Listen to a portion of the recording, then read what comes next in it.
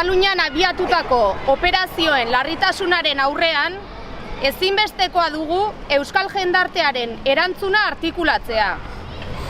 Hori dela eta, estatuaren izaera antidemokratikoa salatzeaz gain, Kataluniako herriarekiko elkartasuna adierazteko, LAB, EH Bildu eta irabazi ganarrek elkarretaratzea deitu dugu.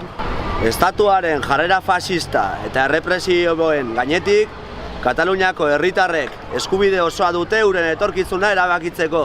Euskal Herria Kataluniarekin bat, demokraziarekin bat.